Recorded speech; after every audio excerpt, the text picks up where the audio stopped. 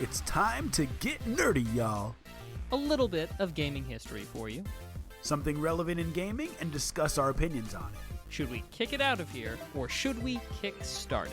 This is the part where you, the listeners, try to stump the hosts. I'm not a lawyer. I just play one on a podcast. Ladies and gentlemen, lads and lasses of all ages, welcome to the show. It is Tuesday, June 10th, 2025, and it's time to get nerdy, everybody. Welcome to episode 345 of Two Nerds in a Pod, the nerdiest gaming podcast in the multiverse. I am Mac, and I am joined by my friend, my comrade in gaming commentary, not just the first option, but also the best option, Mr. Lam Galuka, also known as Mr. Nice Guy 425, and for the next hour, we're going to talk all about gaming news, history, trivia, lawsuits, and everything in between. But first, Mr. Nice Guy, it's good to see you. It's been a couple of weeks. It has been a couple weeks, and it's good to see you. I just had a thought, very, very random. Yeah? When we hit episode 365, we should do something special. Ooh. Everyone talks about even-numbered episodes, like multiples of 100. 365 means you could listen to our podcast every day for a year without repeating. And I think that's a pretty big milestone in the world of podcasting. Well, I was thinking 360 gets named No Scope, obviously. I like it. Or Xbox, one of the two. Well, we don't like to... We don't like to do what? Mac was going to hate on Xbox. No, I was just going to say, we don't officially endorse that many platforms. No, we don't. It's true. Mac, things have been good since we last talked. Had a family event yesterday, a graduation for a kid from elementary school, one of my kids. Nice. And it was super, super fun. Hashtag I am a dad. So that's the type of stuff that excites me. But over the past couple weeks, what have I done? It's warm now in Wisconsin. Oh. So getting out, doing the golf thing, which I absolutely love. And there's really no way, if you're not a golfer, if you're not someone who lives somewhere with the four seasons, to really understand how awesome it is to get back after your hobby when it is warm outside. So went out with a buddy this past Saturday and did 9 holes and just had a blast. And I'll say this about golf courses in general. If you're a golf course and you have sand traps on your golf course, there should be sand in them. There should not be mud in them. There should not be weeds in them. It should be sand so that when I pull out my sand wedge, I can actually make use of it. Not that I ever end up in a sand pit, right? Oh, of course not. But if I was to, I would want it to not be mud. No matter how much rain had preceded that round of golf, that tee time, I would want you to have come out, put kitty litter in there, put kitty litter in there, put something in there to make sure it's sand. Just make sure it's sand. That's all I'm saying. Maintain your course. That's my bougie complaint of the day. But Mac, enough about that. What's new with you, man? What have you been up to? Dude, not too frightfully much. Just sort of doing my thing. I've got I'm going to be doing a move in the near future. You are. I am, but you know, it's still very much. It's not real until I've slept a night in the new place. Okay. And that's the perspective I take on it. So anything up until then, it's just preparation. So that's been keeping me busy, but I've played some games, watched some television, had some good hangs with some good people.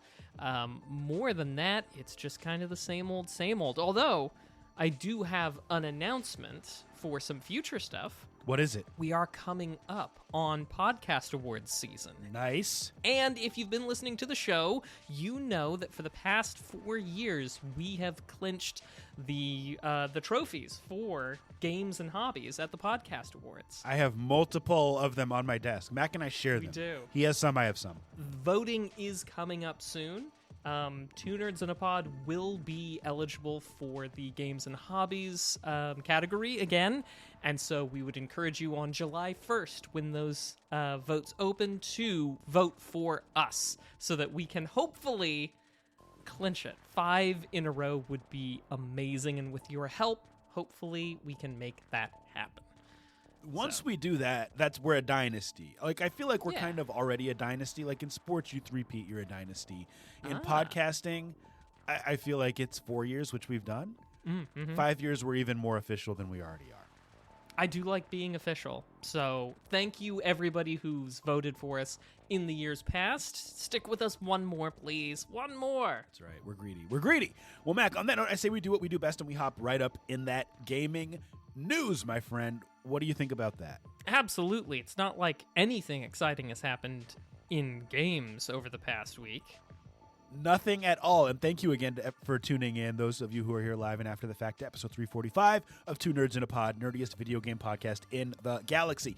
Mac, the Xbox Game Showcase happened this past week. Oh, you don't say. Well, for those who don't know, it did happen. And for those who do know, Mac and I typically don't really talk in advance about what we're going to talk about. We really like to get the off-the-cuff thoughts based on our gaming knowledge, based on our gaming history, and just based on our thoughts. And this week I actually went to Mac and I said, listen, this is a type of news where I think you should actually read up on this in advance if you don't already know, so that we can have a good conversation. So, Mac, I think we should start with what is probably the biggest announcement from this showcase, which is Tony Hawk's Pro Skater 3 and 4. I'm excited for that. I love me some Tony Hawk, but that is not what it is. In fact, side note, my youngest daughter always says, Dad, can we play Tony Hawk's? Oh, that's so awesome. And I always say yes, because it's adorable. But no, we're going to talk about this new Xbox handheld. We're going to use Polygon for this news story. This is written by Josh Broadwell, and this is something that had been rumored for a while. Now we know. Here's what Josh writes. Xbox announced 2 Asus ROG Xbox Ally variations during the summer Xbox 2025 game showcase, both of which include more powerful AMD processors and a native Xbox app, among other things. Both Xbox handhelds will launch in the holiday 2025 window, though Xbox didn't mention pricing during the reveal. I won't go through the exact I will go through the specs. The ROG Xbox Ally comes with AMD Ryzen Z2 Extreme GPU, 24 gigabytes of RAM, and 1 terabyte of storage on board. The standard comes with 16 gigabytes of RAM, 512 gigabytes of storage, and an AMD Ryzen 2A. Mac, this comes with an Xbox app that allows you to access your games and cloud libraries, and you can swap between associated apps as well, such as Discord, Battle.net, and other leading PC storefronts like Steam, Xbox said in an Xbox Wire post. So, Mac, to summarize this for the uninitiated, this is going to be an Xbox handheld that is a partnership with Asus, and it's going to play Xbox games both natively via download and via streaming, but it will also give you access to other PC game libraries, Steam, Battle.net, Discord as an app, things like that. Mm-hmm. As someone who doesn't own an Xbox, does this get you more excited about the idea of getting into that Xbox universe? Well, it does, primarily for 2 reasons. One, the specs are pretty darn good.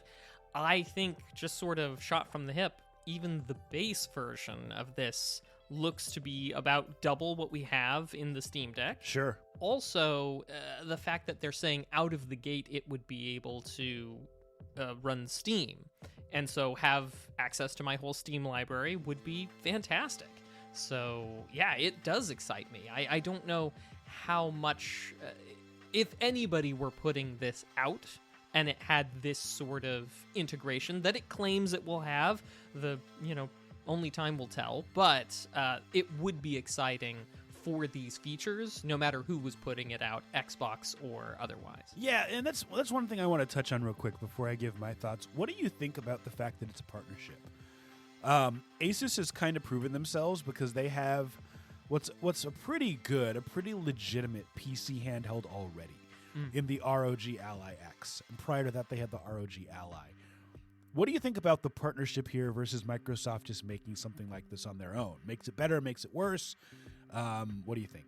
If you were Microsoft, you might conceivably have the sort of knowledge that nobody else would possess because you would have access to stuff but when you get to be such a large company like Microsoft, there are plenty of divisions that it's more like partnerships once you get big enough. Right. It's more like a partnership anyway. So it unless you were having the Windows dev crew themselves build the dang thing, then you don't really have that sort of benefit over a partnership. So I think it's a terrific move, and I think it'll work out well for them. And also, it means that Xbox doesn't have to devote themselves to a new piece of hardware because somebody else is making it. Yeah, and like you said, it is a partnership. And you know what? And I hate to be redundant, but like you summarized my thoughts pretty closely there, which is Microsoft doesn't have the experience of making a dedicated PC handheld yet.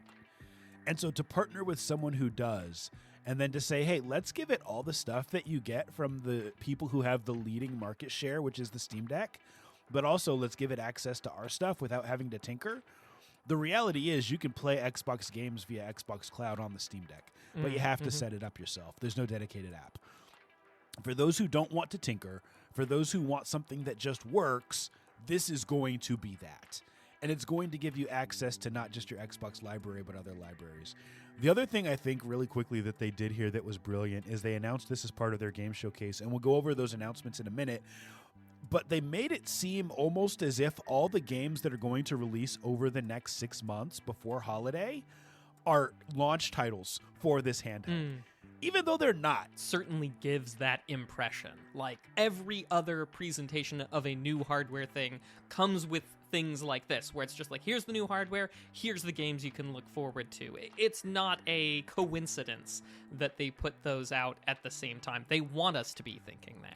It's a really great illusion because the reality is Black Ops 7, which was just announced, they said all of these games are going to be playable on this new handheld day one. Black Ops 7 is going to be on every console. But it seems like it's for this because they announced it as part of this. Silk Song seems like it's for this because they announced it. The Outer Worlds 2, all this other stuff that they announced, it seems like it's for this when reality it's not. They're multi-plat games. Yeah.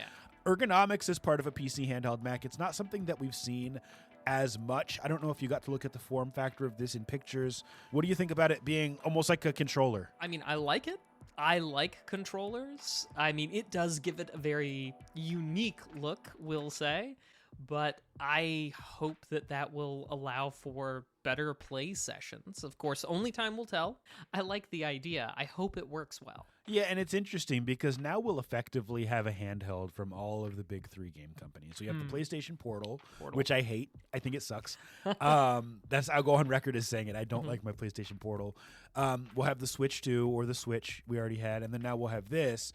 It'll be interesting to see what quality of life features this has. Things like built-in voice chat, if it's there. I know Discord's going to be on there, so I assume this comes with a mic. Seems a reasonable assumption. It seems reasonable. Mac, I'm going to ask you a question you may not have been able to think about. What do you think the price point will be for something like this?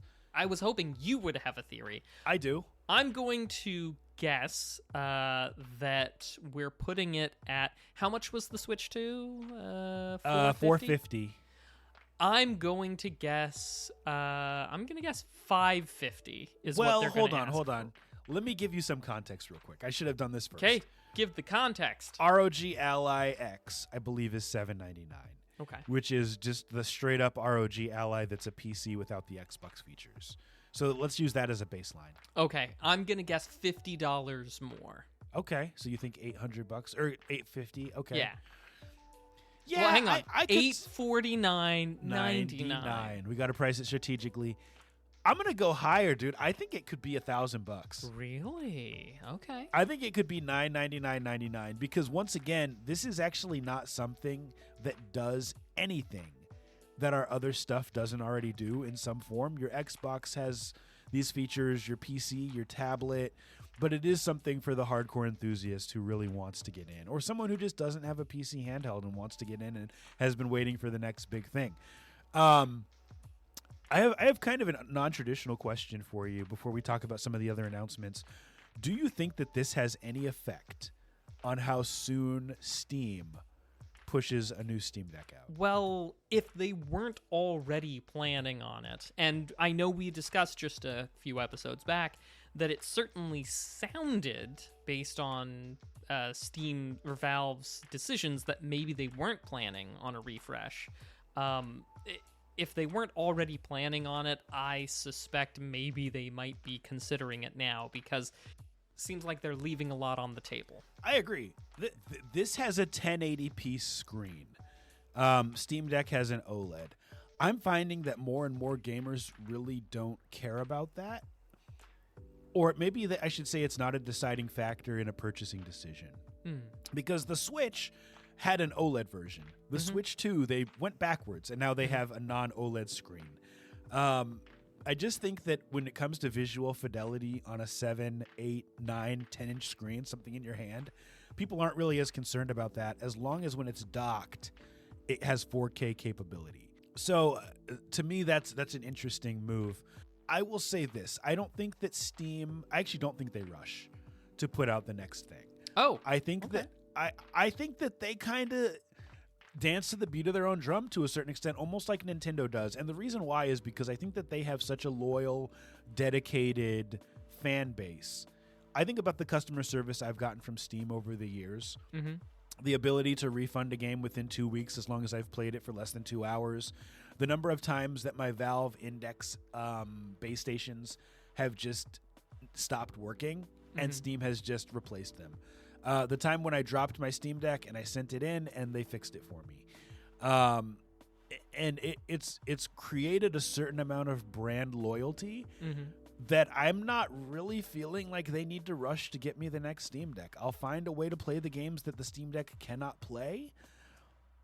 And then when the next one comes out, I'll buy it. Now, that said, this Xbox thing might be a day one purchase. Oh, really? Yeah, man. Even at $1,000? Yeah, for like a holiday thing. And the reason why is I just don't use... I love my Steam Deck, and I'm loyal to Steam, but I don't try to use it for stuff that is more AAA, like a Black Ops 7. And so the idea... And for those of you who know me, Black Ops 6, one of my favorite games, the main game that I'm playing all year... the idea of being able to play that on the go and have it on a console that's dedicated to doing it on the go as opposed to having to tinker and stream it or just do different things is really, really appealing to me. Plus, I'm kind of falling into the illusion that all these games coming out are launch titles. Silksong, which I've been waiting for forever. The Outer Worlds 2. I'm a huge Fallout fan. I'm a huge Western RPG fan, so I'm super excited for that. This may be a purchase for me day one. Gotcha. I'll just have to see. Honestly, I don't foresee myself picking it up if it's anything more than $500. Just because I don't feel the need. You know me, I'm older school, so I can make stuff work for quite a bit. And you know what, Mac? Most of the games you'll be able to play on your Steam Deck. Like, there's no way Silksong won't work on the deck if that's one of the games you're looking for.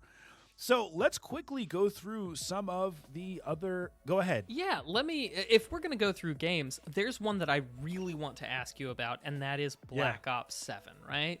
Yeah.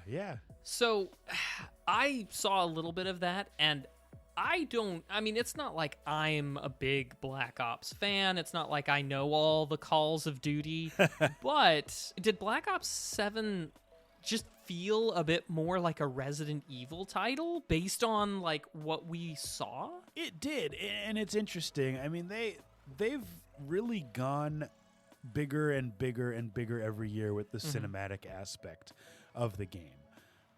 They're bringing in recognizable names and faces every year, almost every year, whether it's George Romero for Zombies or whether it's this year where they're bringing in I can't remember his name, but he played Peter Petrelli on Heroes. That actor is going to be in Call of Duty.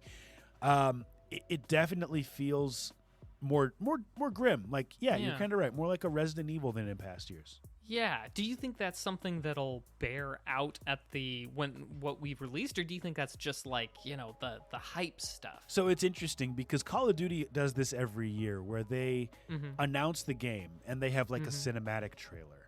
But what a lot of people are really waiting for is the multiplayer trailer, which doesn't come until much later.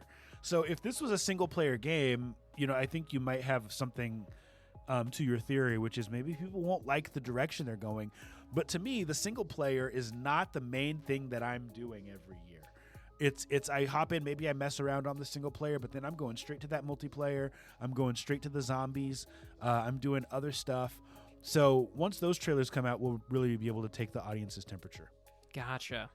Well, it certainly seemed like an interesting choice for me, But yeah, no, I'm glad you're getting another Black Ops. Yeah. So real quick, and by the way, this is the first year they've ever had 2 Black Ops back to back. Oh, really? Yes. So it's very exciting for those of us who prefer Treyarch to Infinity Ward and to others. So I'm super excited for this.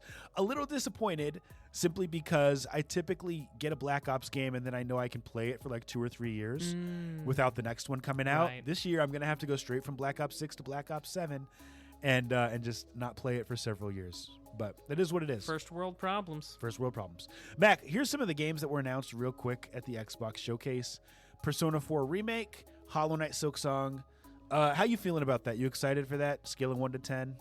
Pretty excited. I'd say probably 7 or so. Yeah, I'm like a 9. I'm really a huge Hollow Knight fan. I might replay it before this comes out.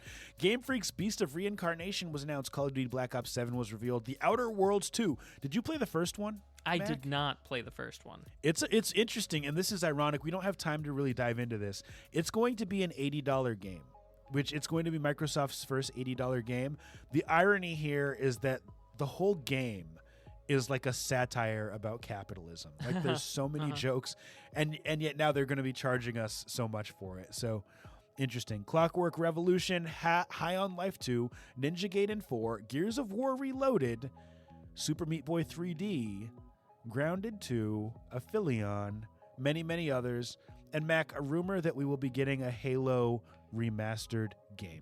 Ooh. Like Halo Combat Evolved remastered. Oh, okay. So, like, well, I mean, obviously we had Master Chief collection. Yep. But I guess this is in the style of, like, the Final Fantasy VII remake or remaster. Yeah? Directionally correct what you're saying, 100%. And I guess just to wrap up this segment, I'd love to get your thoughts on that, because I know you've kind of like replayed through some of the single-player Halos. Like, as a Halo player, would you rather get a remaster of what is arguably the best one, or would you rather get a new one, given that Halo Infinite and others have kind of flopped? I'm on the fence. I think I would probably prefer to go for a new one. I mean, I know that several of the other Halos have had a difficult run, but recently with a friend of mine, I've been playing through them all.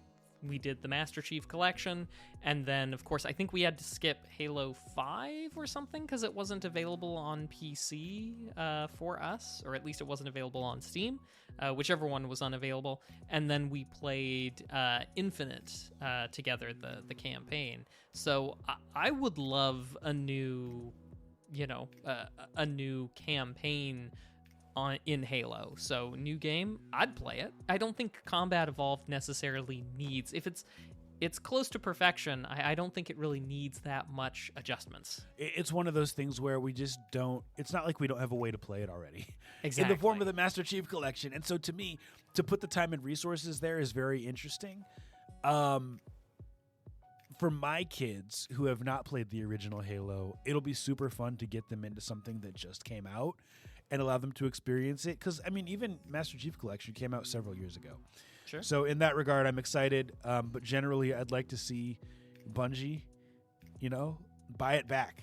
Make a new Halo. No disrespect to 343, but it'd be cool to see. That's been our news for the week. All right. Well, now we turn to a little bit of video game history. And a lot of cool things have happened in years past, just this past week. But there is one other news thing I almost forgot to mention, and that is that the Steam Next Fest is going on right now. So be sure to check out the demos and such from many games, including, but not limited to, a game called Mina the Hollower, which has a demo on Steam Next Fest right now. So if you've been waiting for that Kickstarter that we backed ages ago and want to have a look, there is a little something for you on Steam to try out. Mr. Nice Guy, you're downloading that demo right now as we speak, right? I already have it. And we might talk about it in like 5 minutes. but all good, man. And I will say I'm enjoying it. Excellent. Sorry to have hopped too far ahead. No, it's all good, bro. Well, all right. So, some video game history. Let's start. Obviously, it is summer season, right? And in years past, very often this sort of early June, very much we had a lot of the E3, the Electronics Entertainment Expos, as they were being held in the 2000s and the 2010s. Some amazing things that are kind of wild to think about in retrospect. Like, for example, E3 2005, right? We got our first good look at the Xbox 360. Of course, they announced it by sort of teasing it the month before in May on MTV. For those of you who don't know, MTV was a cable channel that was kind of like a real big deal. They started out, it was music videos. See, music on television, TV. MTV still exists, man. Does still it? exists. Are you sure? Yeah, I'm sure. I'm Okay, sure okay. it does. In this day, is there any way to stream MTV as a channel? You know, I'm not spending a lot of time watching MTV, so I have no idea. You and me both, and therein lies the problem. I suspect there are people who maybe don't know, but also it did have amazing reach. Everybody knew about MTV. Someday it might not, but it was the type of place that that Microsoft, in their follow-up to Xbox, because Xbox, the original, in the early 2000s, is where they got into the console market, where they started reaching gamers, and they're like, you know what? We got to tease this thing on MTV, even before going to E3 and showing off where the gamers were. So just kind of wild to think about the ways it was before. Other notable E3 moments, 2011, also pretty wild. Nintendo announces the Wii U, but I think most importantly, we all got our first look at the game that would follow us, launching as a launch title on basically every single console, whether we asked for it or not, Skyrim. Also, just as a side note, Mr. Nice Guy, Yeah. I am not certain who did the right thing here and held Todd Howard back from announcing Skyrim as a launch title for the Nintendo Switch 2. But I am very grateful that whoever it was stopped him.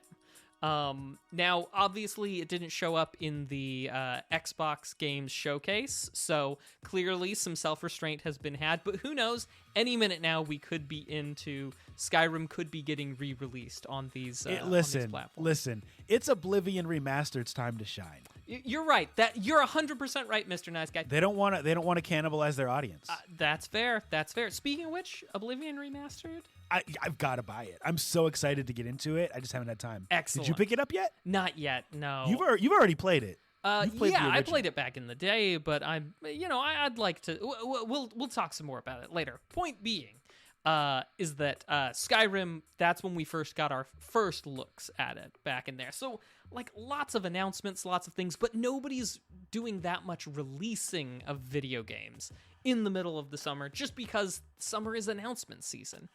Except for maybe, perhaps the pivotal title, the thing that carries it all, released for mobile in 2022. That's right, Diablo Immortal, the most important game of the last couple of decades. Right.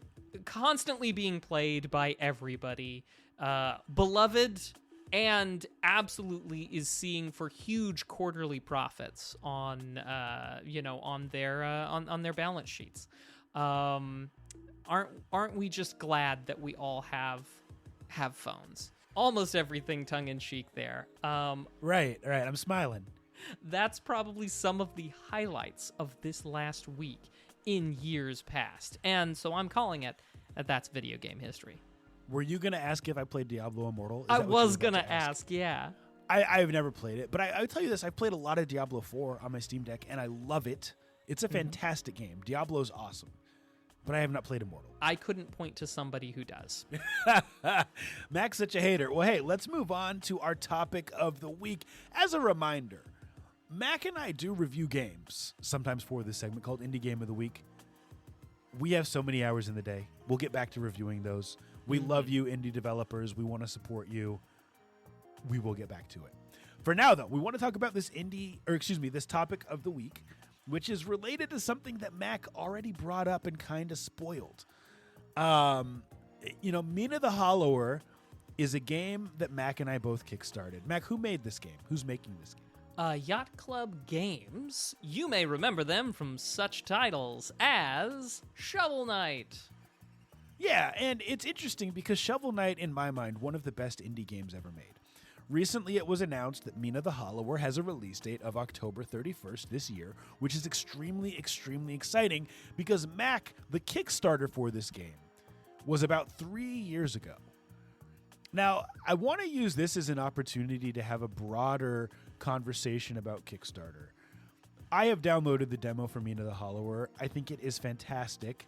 I'm very, very excited to play the game when it comes out. Mac, my question for you is, why did you kickstart this game? Given, that in the past, you and I both have taken a hard stance against those who already have sufficient funding, using that as a platform to get additional funding for their game. So, Mr. Nice Guy, I have to make a small correction. I did not back it on Kickstarter. Oh, you didn't? No, because... But you just said earlier we. You said we. I might have said we. If I did, I had meant to say you if I said we. Oh, you meant the royal we. Yeah. Me. I meant you specifically, yeah, but I apologize if I gave you... Yeah, no, I did not back Mina. Was it for that reason? That was a goodly chunk of it, yeah. Because I knew it was getting funded. It had been funded almost immediately.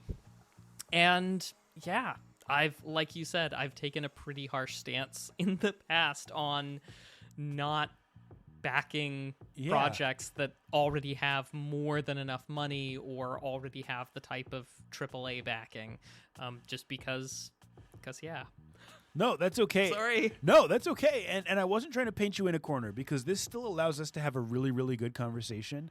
I'll talk about why I backed it in a minute. Yeah. But I want to hear your thoughts on whether or not this changes your stance on Kickstarter. Because this is a company that is not someone making their first game. It's not someone who provided a playable demo, but it's someone who we trusted because they put out one of the games, Shovel Knight, that I think is just beloved almost universally. Now, they said the game was going to come out 2022 or 2023, whatever it was. We're now here 3 years later, and it's just coming out. Does this change your stance on Kickstarter as a medium? Because you and I have had this conversation many times over the years about how long people can take to put games out. It doesn't change my stance on it overall. It does strengthen my resolve that when somebody asks for something, they need to bring a demo, hopefully, to show us that they've got all the pieces in play and in place.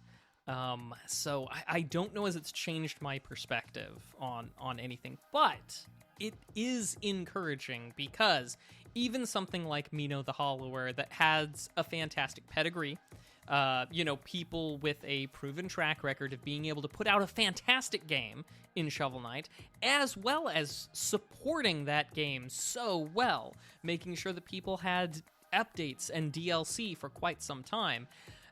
It kind of is a little bit vindicative because even these folks take their time, and it gets released way later than things. I think it more vindicates what we've kind of always said about, deadlines, and they make the most enjoyable sound as they go whooshing past. Yeah, so I'll say this. I think they got 1.2 million. I'll have to go back and check for this Kickstarter. We funded their lifestyle for the past 3 years, right? I mean, legitimately, I don't think that they really believed that they were going to put the game out 6 months, 9 months after the initial Kickstarter, and it ended up taking 3 years. Given that they had put out Hollow Knight and they knew full well what it takes to make a game, and then it took them 3 years longer than they expected. Now, do we see the same thing happen from Rockstar? Absolutely. Do we see the same thing happen from Bethesda and Naughty Dog? Absolutely. But for whatever reason, I believed that Yacht Club Games was not going to do that same thing, and they did it to us. Now, I'll tell you the reason that I funded this, even though I have taken a stance similar to Mac, which is to not fund games that I know they already have the assets to make the game. It was not completely altruistic. It was because I knew that people who funded Shovel Knight got all the DLC for free. Because they rewarded the early adopters and said, thanks for helping us get where we needed to get. You get all of this for free. And I believe that they may do a similar thing with Mina the Hollower. So that was my rationale there. Mac, having played the demo, knowing the pedigree, is this a game that you're likely to pick up at launch? Are you frustrated that they took longer even though you didn't fund it? You think they owe us codes as podcasters who get a lot of good codes? Like, what do you think? You going to buy this game? Probably. I think it's fairly likely. As a matter of fact, I believe you were a kind soul and bought Shovel Knight for me. I may have. I can't remember. This is the kind of guy that Mr. Nice Guy is. Such a good pal. Doesn't even remember dropping however many bucks it was to give me Shovel Knight and all the DLC. A fantastic thing. I don't know if I did, but we'll have to fact check that later. I may have. You definitely did. But, I mean, it is one of those things where Shovel Knight was a fantastic game, and I'm appreciative to whoever it was who bought it for me. Pretty sure it was you. And so I am also enthusiastic and excited about Mina the Hollower. What I don't know for sure is I don't know if I'll be picking it up day one or if I'll be picking it up in the first year. Just because, of my backlog, if I'm being perfectly honest. But as for the additional time that it has taken, I feel that's very much par for the course. They said it was going to come out. While you were talking, I did punch it up, and they said it was going to come out December of 2023. So Halloween of 2025, just about 2 years longer. So, and that seems pretty typical. It's rare the Kickstarter that delivers even within the same quarter that they expect. So I don't want to spend too much time on this, I guess, and I don't even want to say this is a cautionary tale, because another part of the reason that I put money in this is because I did not think that Yacht Club Games was going to risk their reputation by having a Kickstarter that was not done to completion. And I was right about that. I knew that I'd get the game eventually. I knew that I would either buy it early, like I did, or I'd buy it later once it finally came out. And so I chose to put the money down early. Now it's here. Hopefully they give us some benefits for those of us who purchased it in advance, and we'll see what happens. But keep this in mind. These things don't really come out the day that they say they're going to. Yeah. And for those who already have the money to make the game, just let them make it. Like, you don't have to put your money down when you have so much other stuff to play. That's my thoughts on Kickstarter as a platform. Mac, anything else you want to say before we move on? I agree with that 100%. That is it. Thanks for listening. Topic of the week. Well, now let's turn to a crowdfunding project that's trying to get off the ground. Let's talk some Kickstarter projects, keeping in mind Mr. Nice Guy's very good advice that you should not expect these things to come on schedule, but you should back them because you think they are good. And I have posted a link in the chat so that you, Mr. Nice Guy, and anybody else who's with us can have a look at that. This is called Escape Velocity, and it is still in development, as many titles that we see on Kickstarter are. This is the first project of a dev called Rats with Wings, and they're looking for way too small a number, only $1,000 goal on this one that they've already exceeded. Ridiculous. I always try not to interrupt Mac during this. Ridiculous. Nope, Go ahead, that is man. a worthwhile thing to interrupt because why, Mr. Nice Guy? You can't make a game for that little and fund and pay yourself.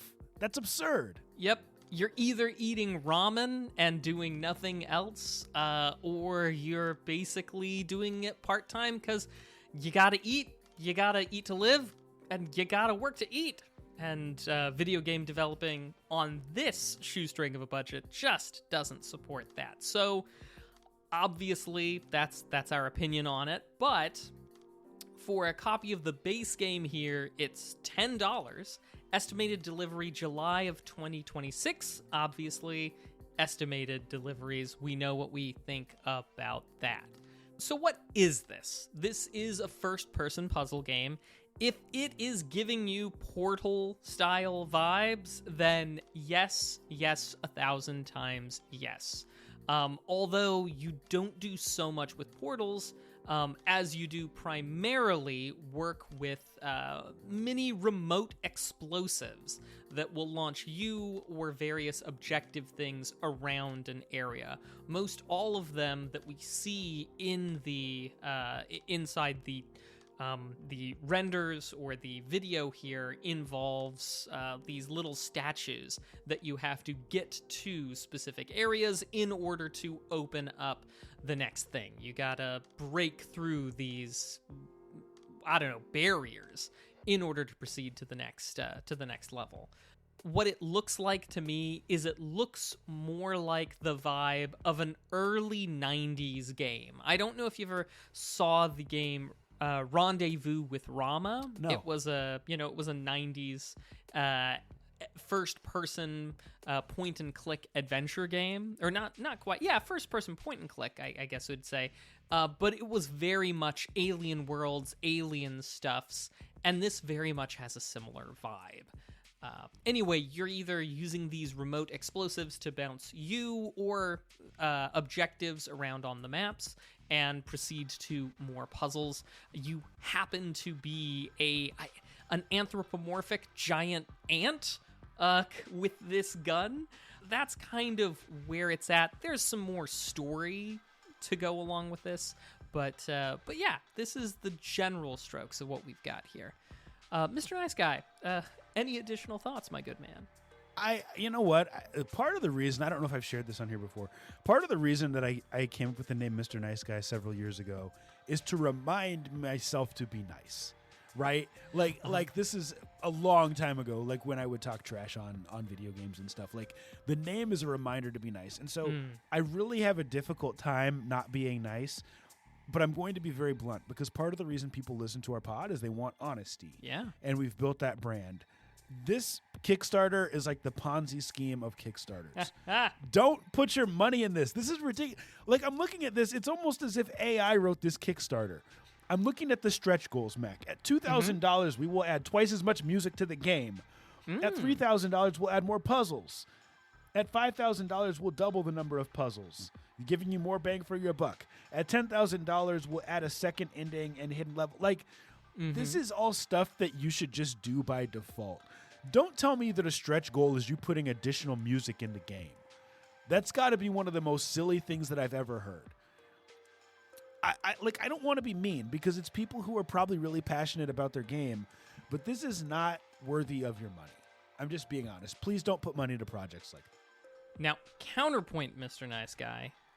There is a limited quantity, but there are several $100 backer levels, at which point in time you get to your own in-game poster. So we could have a Two Nerds in a Pod poster up in the game. It's free advertising. It's free real estate.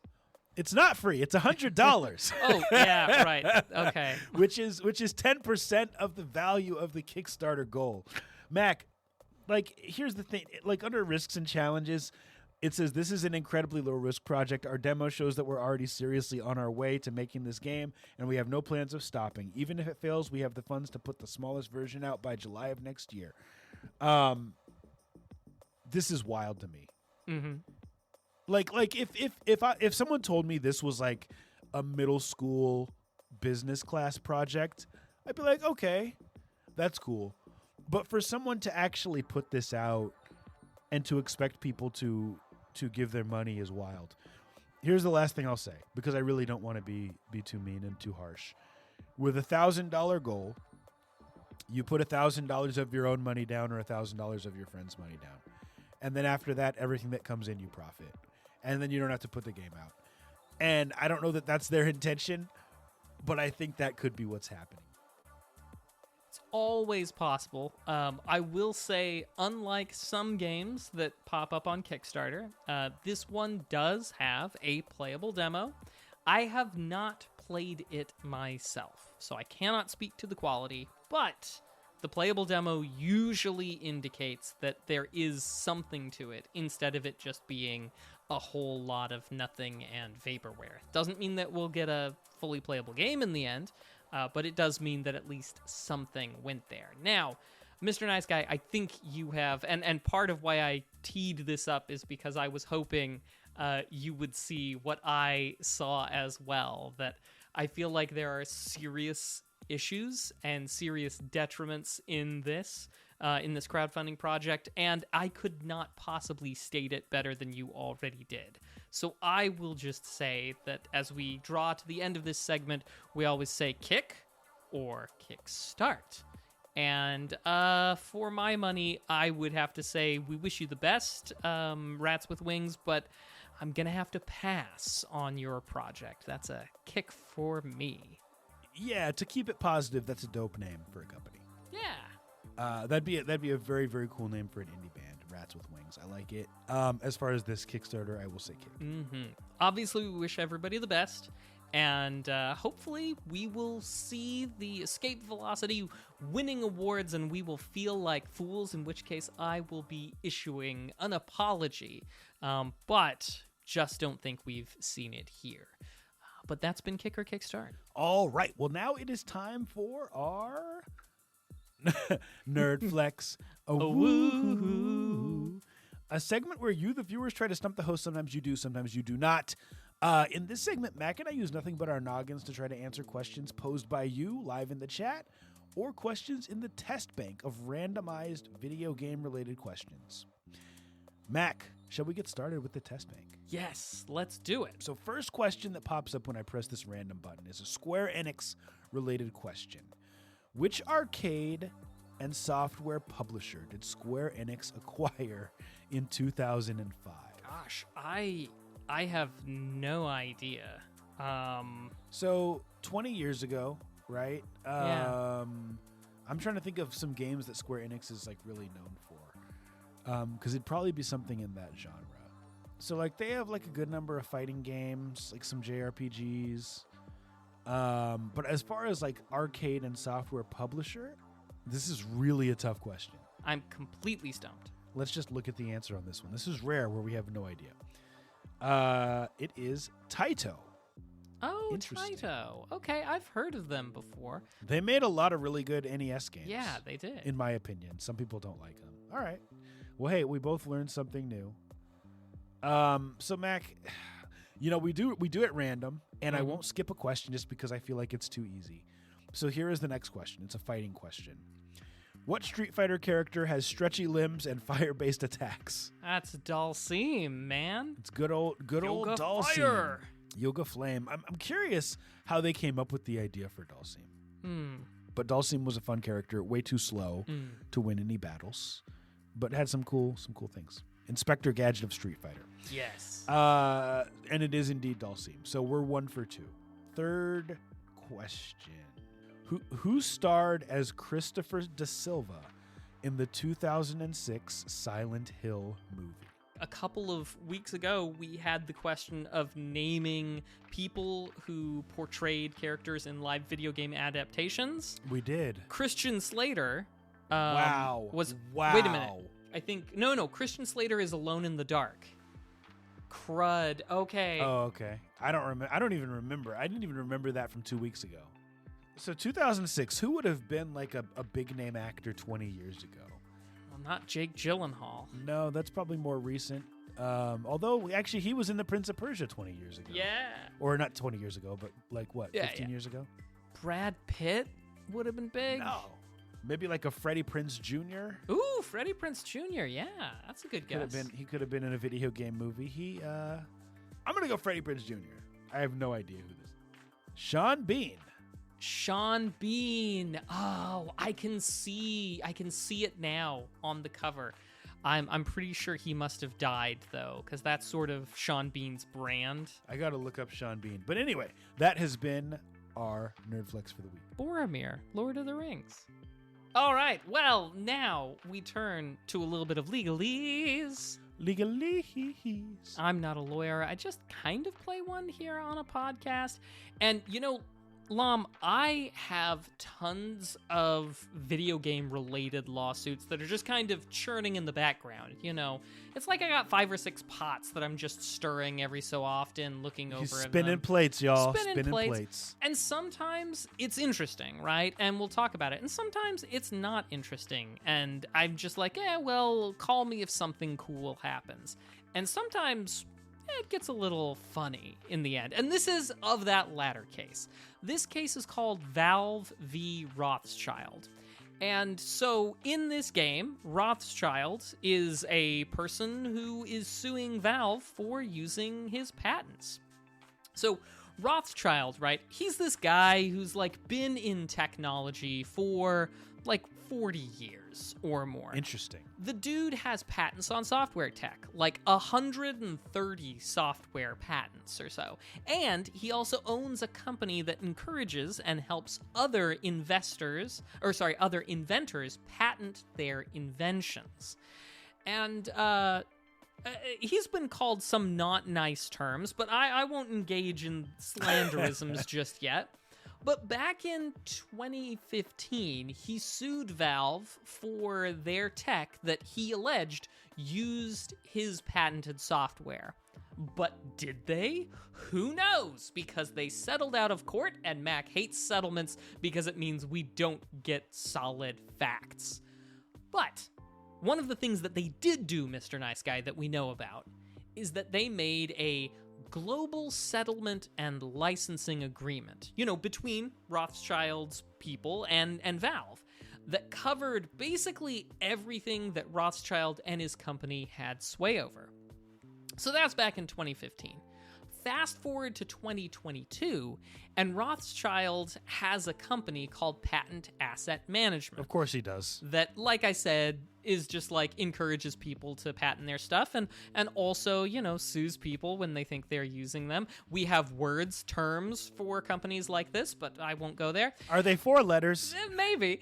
Patent Asset Management sues Valve for using the software that they have sway over. And Valve says, hey guys, we've got an agreement with y'all that we signed back in 2016 as part of a settlement agreement that says we can use all this stuff. So please dismiss your lawsuit.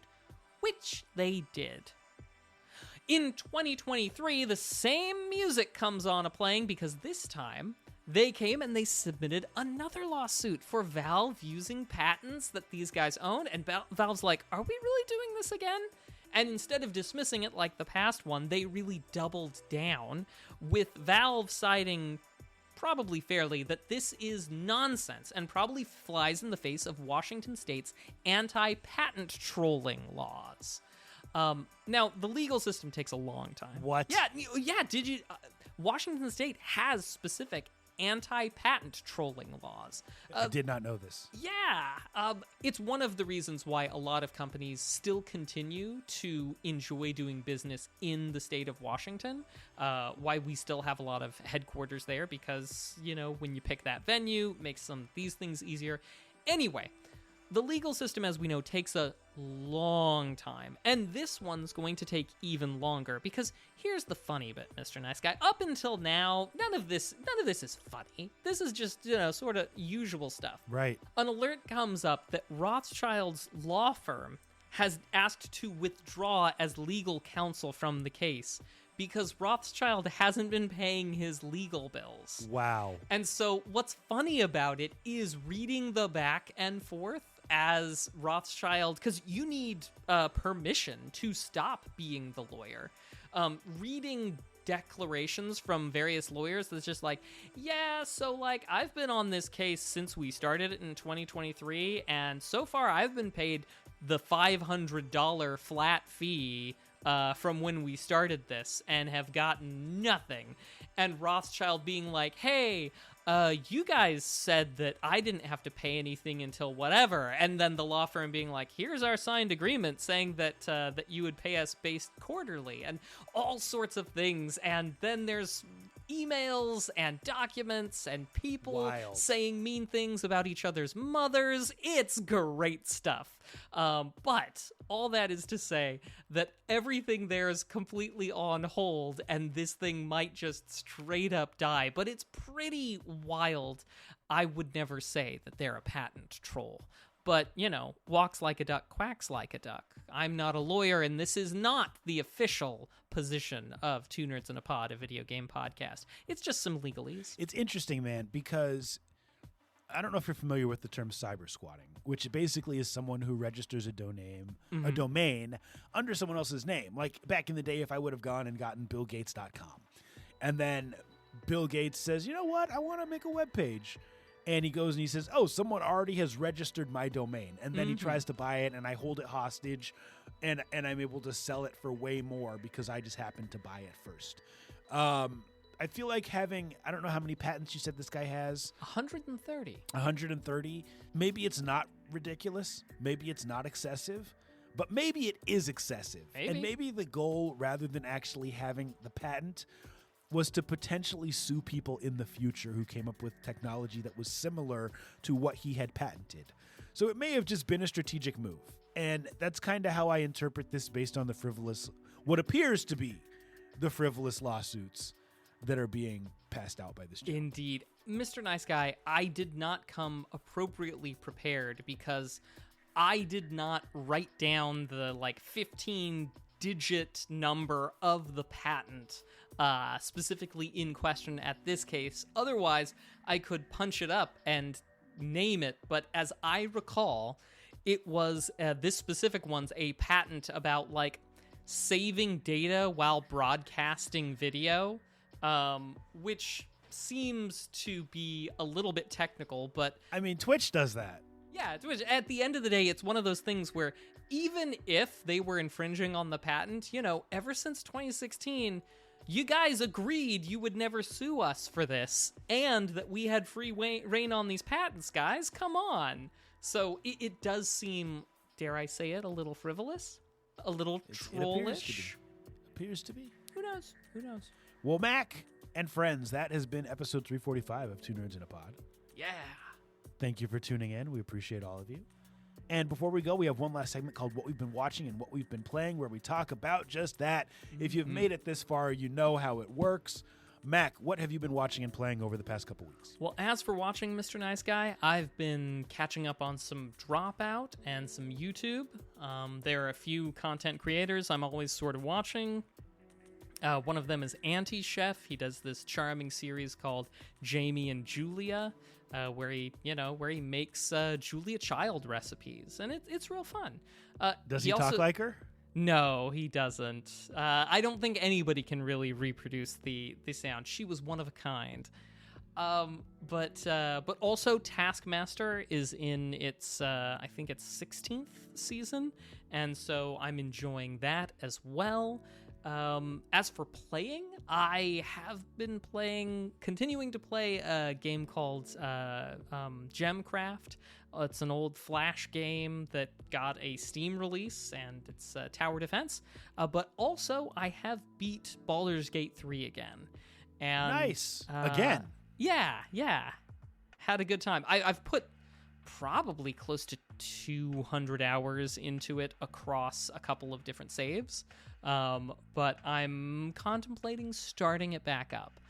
If I have any recommendations for the final fight, just make sure to call allies, folks. Just call allies.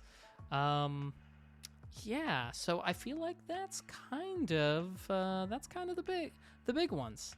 How about you, Mr. Nice Guy? What are you watching and playing? What have I been watching and playing? Well, Mac, I don't know if I mentioned this on previous episodes, but I have been watching The Detroiters, which is a hilarious show.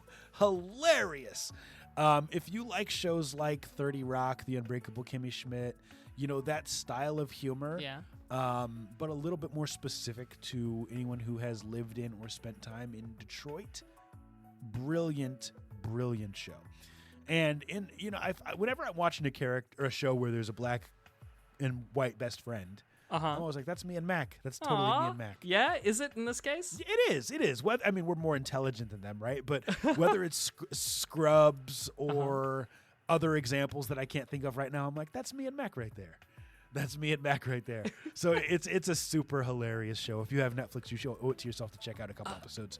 I will have to. And as somebody who did live in Detroit for a little while, I think this is relevant to my interests. Yeah, it's pretty funny. Dudes own an advertising agency and just get into all kinds of shenanigans, and it's pretty hilarious. Okay, so I've been watching that, and then as far as playing, tons of Black Ops 6, that goes without saying. Yeah. Did finish, I still do the physical cartridge collecting, and I did finish Darkwing Duck on Game Boy, original Game Boy. Darkwing Duck. And one other game, Mac, I've been playing the ROM of, Mega Man 5 on Game Boy. Is that the one where you've got the planets? The planet bosses? I don't know what the bosses are, if they're planet-based, but it's really good. It's an original Mega Man game that is not like a hybrid of the NES put together. So Mega Man 5 is unique and it's very expensive because it's an original only on the Game Boy, whereas the other 4 Mega Man on Game Boy were like a combination of levels from the NES game and other stuff. So if you haven't played Mega Man 5 on Game Boy, it's awesome. Gotcha. It's really, really good. So, right. Yeah, this is the Star Droids and Anchor and Punk. Yeah. Yeah. Good times. Really, really good. And anyway, Mac, that's it. Why don't you take us home, sir? All right. Thanks, everybody, for coming out to the show, for coming to episode 345. Y'all are fantastic. And if you want to catch us, you can catch us live, twitch.tv/2nerdsinapod here, usually on Mondays these days, from 7 p.m. Pacific, 9 p.m. Central, if you want to catch the live recording. Otherwise, listen to us on your podcast platform of choice. And remember, July 1st, the Podcast Awards votes open, and you can help us win an award. Thank you for being awesome, and until we see you next time, be excellent to each other and keep it nerdy. Deuces. See ya. Bye.